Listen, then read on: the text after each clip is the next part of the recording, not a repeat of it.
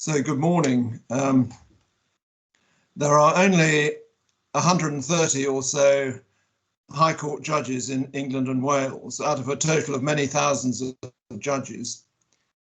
High Court judges try the most important cases in our civil and criminal courts. I am here as a trustee of Devas Club, recording a short interview with Dame Cheema-Grubb, or as I should say, Mrs. Justice Cheema-Grubb, as that's her official title. Bobby's very kindly agreed to this interview. She's been a High Court judge since 2015. So Bobby, the first question I'd like to ask you is, at what age did you decide to be a judge and why? Well, Christopher, good morning. I know that some people decide they want to be judges with their mother's milk, and some people seem to know as toddlers that that's what they're interested in. But for me, it was a very late realization that it might be something that I would like to do. When I was young, I wanted to be an astronaut, and I still want to be an astronaut. So I have this fierce ambition inside that one day I'll go into space. But in the meantime, I became a barrister. And after a few years in my chambers, the tradition was that people would apply to become part-time judges, known as recorders, and then eventually a few of them would become full-time judges at different levels. And after a few years of being a recorder, I was encouraged by lots of people that I really respected and liked to apply for the High Court bench. And although I didn't expect to be appointed, I was delighted when it happened. I have to say, I also felt a sort of responsibility. I was one of the few non-white women QCs doing high-level criminal work at the bar. And I did feel that I should have a go at becoming a judge, because a good, diverse judiciary has to be better than a good non-diverse judiciary. And so that was partly the motivation as well. In terms of age, I was probably, well, I know I was in my late 40s when I applied, and that's when I made the decision that this is what I'd like to do. You mentioned that you're from a minority ethnic background or non-white background. Can you tell me whether you had any negative experiences relating to your background in your profession, both before and after you became a judge? Well, it's inevitable, isn't it? Because if you want to do a job for which you don't quite fit the stereotypical image, then people are going to look at you and notice that you're different. And I think that can be an advantage, because if you're good at what you're doing, then you'll be remembered because you're unusual. But if it can also be a disadvantage. And I've had many occasions, particularly when I was a barrister, when I was probably treated differently to my white colleagues, particularly my white male colleagues. I remember racism from clients. I remember going into the cells at a magistrate's courts when I was a very new barrister, and looking through the wicket. You had to open up the wicket and look at your client and speak to him. And he said it in very colourful language, but he did not want a brown woman representing him. And in the end, I had to tell him that it was me or nobody. And he did have me representing him, but that was a pretty typical example. And there were occasions, I think, when solicitors who instruct barristers or law clerks in government departments would decide that I might be all right at the job, but I wasn't quite their cup of tea, or I wasn't quite the sort of person that their client would want representing them. And I think it's getting better, because there is greater variety and diversity at the bar. And I also think there are more excellent barristers of colour and female barristers. And so we're becoming more common, and the stereotype is changing. But it was very frustrating at times, and it could make you feel quite low. As a judge, I have a funny story to tell. When I went to sit on a criminal trial at Preston Crown Court. My clerk, who at the time was a white man, quite a somber, serious-looking chap, he arrived at the court before me, and he took all my things into the room where we were due to be sitting. And when I arrived, the security at the court, and I said to them, I'm here for the case in court, whatever it was. And they said to me, oh, your judge is already in. And they assumed that because I didn't look like a typical High Court judge, that my clerk must be the judge and I must be the clerk. And I said in quite gentle terms, actually, I'm the judge. And the look on his face was hilarious. And I always remember that. He couldn't apologise fast enough. But it's all about stereotypes. It's all about what people expect. And one hopes that once you've had a go and shown them what you can do, the stereotype shifts and changes and you are included in it. Now, my next question is whether there's one thing that inspires you to get up and go to work every day. Well, it comes really from wanting to be an astronaut. I am really curious about the world and about people, and that's really what drives me to get up. I think, what's today going to hold? Who am I going to meet? What case am I going to have to deal with? What will be fascinating and interesting about today? And that's what gets me up. What do you rate as the best thing about being a High Court judge? There are lots of fantastic things about this job. I haven't got time to list any of them, and you've only asked me for one. And I think the one really great thing is that the people I'm with, my colleagues as High Court judges and Court of Appeal judges when I sit there, they are excellent. And I've always discovered in my career that when you're surrounded by really excellent people, some of whom are far cleverer than you are, you raise your game.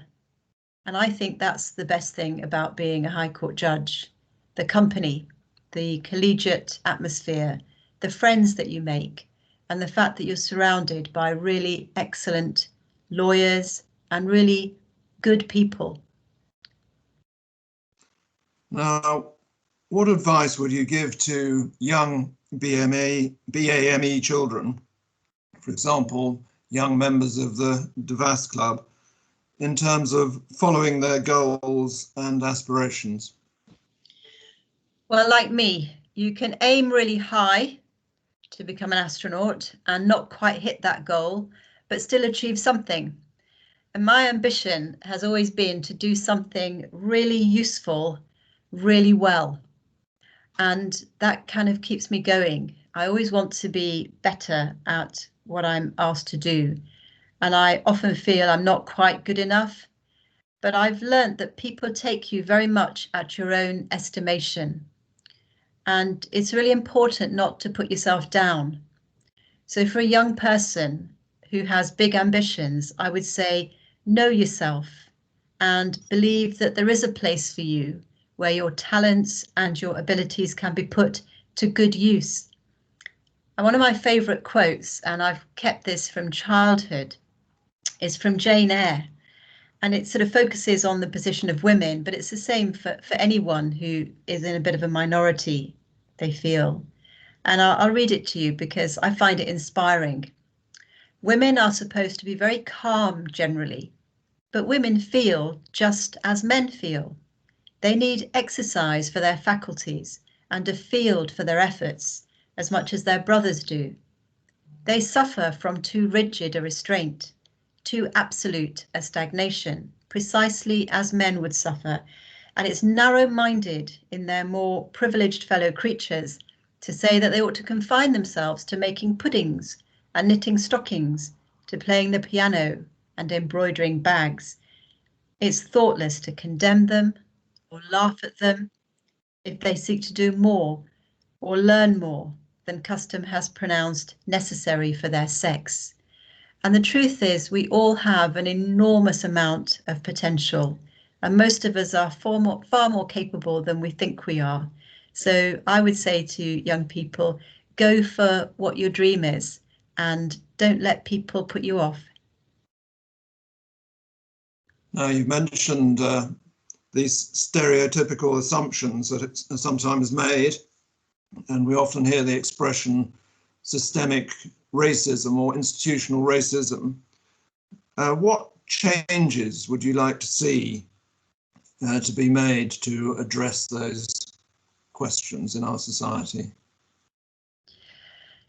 I'm not sure that I have all the answers at all, but what I have learnt over the years is that human systems are made up of human beings, and each one of us has a responsibility. Every single person, particularly those who are in mature years or in senior positions or leadership positions, I think we all need to take a look around us regularly and find a way to invite someone in who isn't normally in the world that we inhabit.